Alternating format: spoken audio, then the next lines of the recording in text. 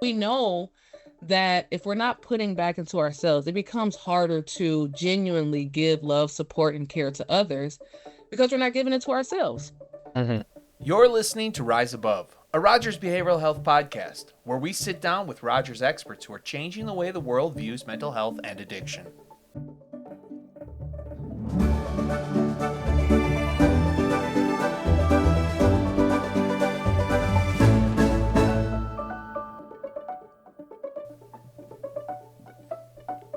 Hello, listeners. Thank you again for joining me for another episode of Rise Above. I was recently reflecting on the Ronald McDonald Family Room at Rogers Behavioral Health. For those that are unaware, it's a space designed to give loved ones a moment of peace while their child receives care. It's a wonderful example of how small gestures can offer big relief for people in need. But it also got me thinking, not every caregiver has access to that kind of support. And even when they do, the emotional toll of caring for someone with mental health challenges doesn't just disappear because you're in a nice quiet space that allows you time to reflect. So that's why in this episode, I wanted to talk to someone who truly understands the weight caregivers carry, the exhaustion, the guilt, and the burnout. We'll explore what caregiver burnout really looks like, how it affects us and the people around us, and most importantly, what people can do to protect their well being when they're supporting their loved ones. And with me to talk about that today is Brittney Fair, a licensed clinical social worker and a training lead here at Rogers Behavioral Health. Brittney, thank you so much for joining me. Thanks for having me. Happy to be here. So, oftentimes we talk about people who are struggling with their mental health and what they're going through, but rarely do we talk about their loved ones and the people around them. It's a challenge, isn't it, to take care of someone? Absolutely. Absolutely. It's a mental and emotional toll that you go through. Yeah. Compassion fatigue, is that what you would call it? You can call it compassion fatigue. You can call it burnout. You can call it secondary trauma. They all fit. Are Um, there differences between those? there are. So when you think about burnout, and typically when you hear burnout, that's more in like the workplace, but it can be workplace, like your job, or if you think about somebody playing a sport, or just something that has you have long-term exposure to. Um, that's really when that burnout sets in because you're exposed to something for a long period of time. So if you, for example, I've been at Rogers for 3 years, and let's just say, oh, I'm just experiencing just high burnout because just the over, working and stressors that may come in, burnout sets in. Because you've just experienced something for a long period of time or been exposed to something. When you talk about compassion fatigue, that's more specific.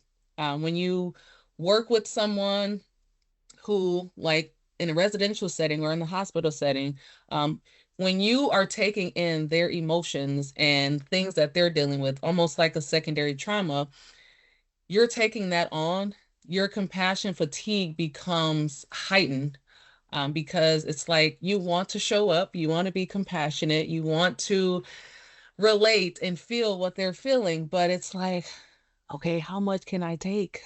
Yeah, sure.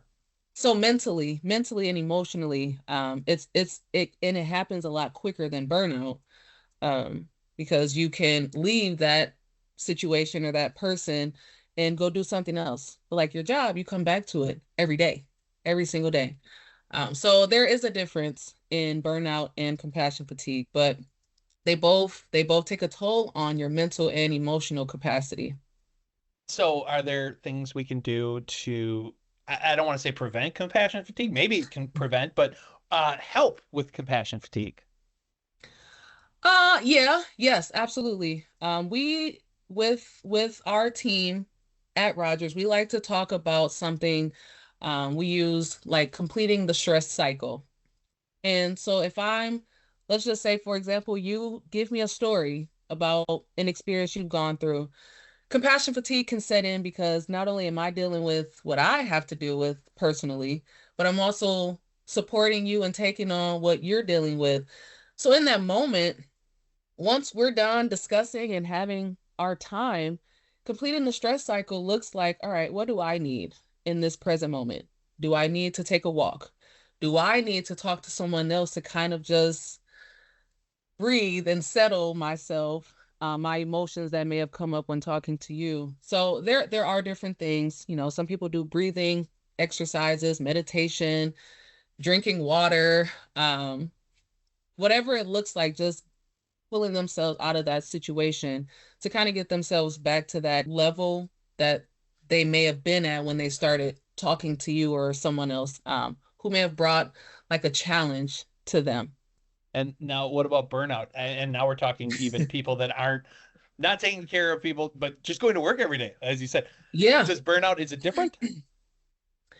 It is a little bit different because when you think about long term, like if you're working, you don't want to be without a job or without, like I mentioned, sports. You don't want to leave something that you are good at or you're excelling in. So with burnout, it's more so finding those supports that can help kind of alleviate or take some things off your plate to, help you get back to a normal functioning place. Because what happens in with burnout is people will physically leave their profession. Like, Hmm. yep, I have reached my max and there is no coming back. And a lot of times when people reach that, it's because they have not figured out the supports they need or understood what support looks like for them. So they just continue this cycle. And a lot of it is just stopping to think, okay, what do I need in this environment that I'm in? And I would say, burnout when taking care of a loved one, it's not like you can just quit that Right. job, right? Right. Think about parenting. Right, Can't just right. up and leave that.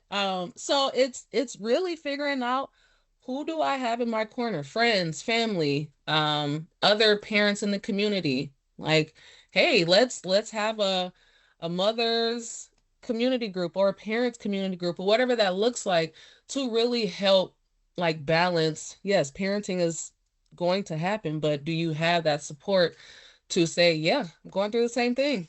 And I know what that feels like. I know what frustration and anger and just I want to cry every night feels like. Right. It having people that you can relate to or go through similar things kind of normalizes those feelings that you may feel and know that you're not alone in those feelings. And I suppose also, like as a caregiver, that kind of becomes part of who you are. Yeah, it is definitely an identity that you add to your life. So you go from worker and whatever, like if you were an athlete and now you become a parent, so that's an identity, or a caregiver. I know from personal experience, I've cared for and my elder grandmother. Um, and so working with people in this field, you kind of just like transition what you know and how you think and deal with people in that same way, giving care and like you in those moments you kind of put their priorities first because it's like they need this care, they need this love, and so that becomes your identity until something changes or it's not. But yeah, it's especially being a parent, especially being a parent, it's one of those that's just like, okay, how do we get through? What does this look like? Who can I reach out to or um, ask for support? Because that is one of those identities that doesn't change frequently. Hmm. What can you do to make sure you don't lose your sense of self and like who you were beforehand, right? Or, Hmm. before caregiving became part of your Yeah, daily life. I've learned this, and I think it's really big to first accept and almost like applaud yourself for taking on this role. So, being a parent or a caregiver is like, okay, this is great, because you're giving love and care to someone else.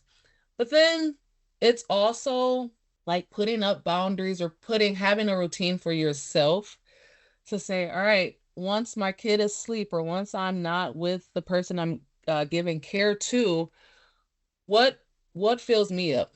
What do I need? And I've learned this personally, like recently, asking what I need. Because we can give love and care for so much time and to so many people, but if we're not thinking about ourselves, we are completely like just depleted and our cups are not running over anymore because we have nothing else to give. So it's really just saying like in those moments, okay, what do I need? And a lot of times what I need is just a breath of fresh air. Like, let me go outside or What you're doing right now is you're justifying why I stay up too late watching television after the kids go to bed. binge watching a show. Literally, seriously, my kid's bedtime is 8 o'clock. Mine is about 9:30. I need that hour and a half to just it's Brittney time. Whatever that looks like. I may do nothing, but it's my time. And in that time, you try to, like, if you're taking care of someone who's dealing with mental health struggles, Mhm. uh, I'm sure you're trying to process the emotions of the day. Yeah, for sure. You want to be in a place of normalizing or validating, because they have different feelings and emotions that they come with, and those emotions and feelings can change with the drop of a hat.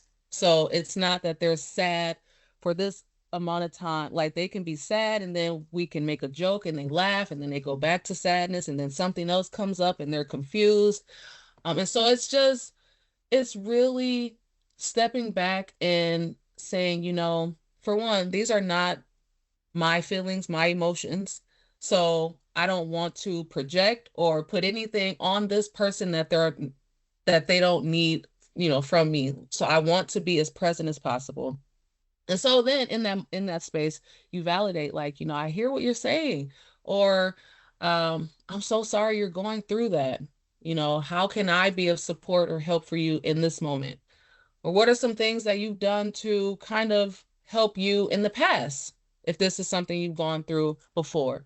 Because what you want to do is empower this person, but keep them in the driver's seat of what they're going through. It's not my situation, whether it's a loved one or someone that I'm supporting or caring for in the community. It kind of works in a similar way. Like it's not mine to just take fully. I don't want to take it all from you because now I'm putting it all on my shoulders. Right, But right. I'm walking this journey with you, supporting you, and giving you that opportunity to figure out what it is that you need so that I can show up and be that person for you, whatever that looks like. And it is like a fine line between taking their heavy load off of them and just being there with them. Yes. And I imagine, and I've heard that sometimes that can cause a little resentment. Like you are burnt out, you've given all you have to give. You start resenting the situation you're in. What can you Hmm. do to navigate that or to justify it, I guess? Yeah. Boundaries. Boundaries. I'm learning this B word, like put boundaries up. But it's like, what does that mean to put boundaries up? Because when you hear boundaries, people think, oh, so rigid, or I can't actually talk to them. And it's like, no, no, no. Um, because for me, prior to boundaries, I've been such a giver. Like I could be so depleted, but my heart is still going to give. And it's not fair to me. Um, at the end of the day, when I go to sleep and now I'm thinking about this person for hours on end and working after hours and things of that. So it's you want to put boundaries up because the thing with resistance also comes, you know, you you may start to resist this person, but then you also start to fix, like you just go into a fix it mode. Mm. Because it's like, you know what? I don't want to deal with this. So I'm just going to fix what the problem is. And it's like, maybe they don't want to fix. Maybe they just want to talk. Sometimes just being able to talk, they can hear what is in their head. Um, and so with that fine line, it's like, all right, don't go into fix it mode. Like it's almost you have to have that I internal voice like, don't do it. don't fix it, just listen. I just want you to Yes, listen. I don't want you to fix yes, it. yes, Perhaps we've all heard that before. Just saying. absolutely. I heard a quote or something. It's like you have two ears and one mouth. So listen twice as much and talk a little bit less because you will hear exactly what you need to from this person. And then you can go into, what's next or what does this look like? Perhaps it is fix it mode. Perhaps that's Uh, what they're looking for, but you won't know unless you've listened enough. yes, yes. And we will be right back. Real quick, I wanted to take a moment to talk to you about WISE, the Initiative for Stigma Elimination. It unites people across the nation to support those touched by mental illness and addiction. The compassionate approach champions personal stories and powerful connections, fostering healing by reducing stigma through evidence-based practices. Rogers Behavioral Health supports the work of WISE through their Community Learning and Engagement Department. WISE collaborates with a diverse network of organizations and individuals united in the fight against stigma. You can learn more about WISE, explore their 4 key programs, and connect with them by visiting the website www.eliminatestigma.org. And now back to the interview.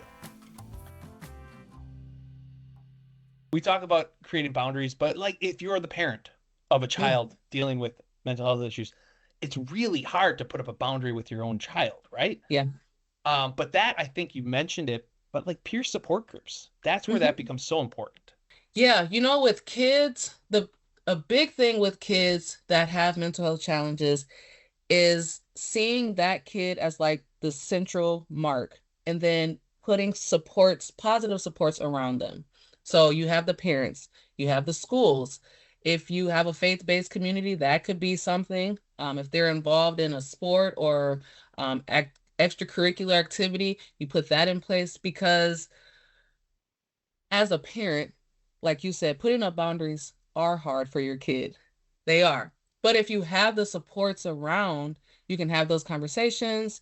If it's a peer group, like a chess club or a debate group or a swim group or whatever it is, whatever that looks like, or even just like an after school boys and girls club or whatever the activity is, that can be another outlet for a parent to not feel that everything falls on them.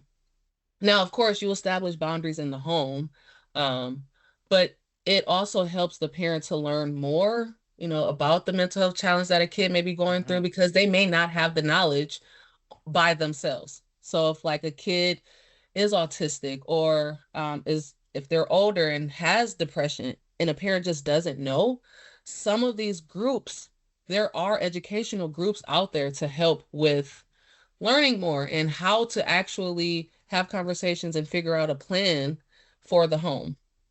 And it goes to those other groups as well in the school. You figure out a plan in the school to help with the learning of the child and all of that. So it's everywhere. It's just the parent has to be willing and open. I was going to say the parent has unwillingly become part of the treatment team. Yes. So all of a sudden, they're part of the treatment team. That affects the whole family dynamic. How can a parent deal with the work-life balance after diagnosis, if you will? That becomes so you get the support for the kid, the treatment team. Then the next step is support for the parent. Because once and this is like parents across the board, like races, age, socioeconomic, all parents go through this period of denial. Like once their child has a diagnosis of something, it's like, no way. No. Like I'm in the home with them, I interact with them, so this can't be. And it's okay. Like that's when the support for the parent is crucial to just let them know, like, your feelings are valid. But then with that support comes the education around the diagnosis. So whether it's anxiety, depression, autism, ADHD, there are so many different diagnoses that kids from elementary to like high school can get. So it's broad spectrum of diagnoses that a kid can have. And so for the parent, it's really like you kind of have to coach a parent to feel what they feel. And they may feel these things for a while, but educating them, checking in on them, because we know like when you have a newborn kid and it's always, hey, how's the baby doing? And you don't really check on the parent. Right. This is that time so that the parent doesn't feel alone. Like once they leave the treatment team and they go home with their kid, it's like, now what? You have those supports in place for the parent to not feel like they have to handle this on their own. Like when they have a question, they have someone that they can reach out to, whether it's the pediatrician or a peer or just someone in the community that's there to support them. It's huge. Because a lot of times what can happen is once a kid has a diagnosis and the parent and the kid go back home or the family goes home, that's when you're seeing them fall through the cracks because that follow-up is not there. Uh-huh. So that's like a big step once a kid has a diagnosis. And in the way of world now, mental health is talked about so much that, like normalizing it and understanding like, yes, it will happen. I think about 1 in 5 people will experience a mental health challenge in their lives. So, normalizing it, it's there. But then, supporting the parent. We support the kid, but now the parent is just as crucial because they have to raise this kid. Right. Um, so it's support is like the biggest thing because without it, people, families, and things just fall through the cracks. And we will be right back. Everyone deserves a chance for recovery. That's what drives Rogers Behavioral Health Foundation. They're helping people get the mental health care they need, from covering treatment costs for those in need, to building clinics where care is hard to find, to funding cutting edge research. They're making real change happen. And guess what? You can help. Head to rogersbhfoundation.org and be part of creating a future where mental health and wellness thrive. And now back to the interview. As a parent, they have a job. You know, Should they tell their boss? Should they tell their job? Uh, yeah. I mean, how would one navigate that situation? it is up to that parent's discretion. Yeah. It really is. I mean, some parents are like, my kid is at school, they have an IEP, which is like something that's worked in for their learning. So I may have to miss a bit of work to be at the IEP meetings, the review meetings, which happens yearly, but sometimes being upfront about it helps in that normalization of this is what it is. Like this is life. Uh-huh. Um, I mean, you mentioned so stigma, so yeah. yeah, yeah. And some I'm one that likes to be proactive because if I'm hit with a response or hey, I heard you like if it's found out that other people know and then I'm hearing, hey, I heard that your kid is now I'm reactive Yeah. and who is that really good for? So if a parent is at least proactive, like, hey, and it could just be with the supervisor. Just have that conversation in a one-on-one time. This is what I've found out. This is the plan. Shouldn't really interfere with work, but in the event that it does, I want you to we're know what's having these going on. conversations. Yes. Yeah, Yes. okay. That makes sense. And okay, so we mentioned stigma. You also work with WISE. Can you tell me a little bit Yes. about it? Yeah. So WISE is it's the WISE Initiative for Stigma Elimination. And really it's a coalition that works with the community to continue conversations around reducing stigma. I mean, when we talk about stigma, we're talking about prejudice and stereotypes and discrimination and just like what does that look like?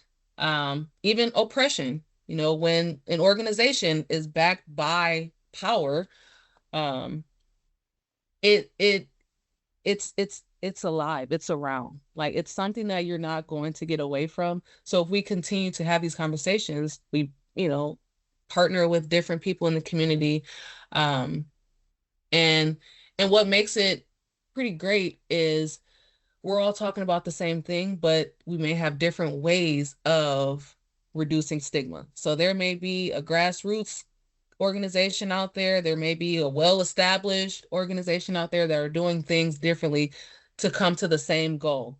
Let's hear about that. Let's meet about that. And with WISE, we hold coalition meetings quarterly. So talking about suicide, I know this month is suicide awareness month. Um, but we have so many different topics that we bring to our partners within Wise to just keep those conversations going. Like, we see you're doing the work in the community. Let's hear it. Let's collaborate. Let's figure out ways to come together so that we're not overlapping work. We're working side by side together. So that's really the work of Wise. And a lot of our programming within Wise, Compassion Resilience, Up to Me, Stigma 101, Safe Person, they all have a stigma reduction message in them. So we are really talking the walk or walking the talk or however you want to put it. We're doing it. We're not just saying it and then not living by it or living in it. We are actually doing the work as well. And where can people learn more about it? Yeah, so you can go to www.eliminatestigma.org.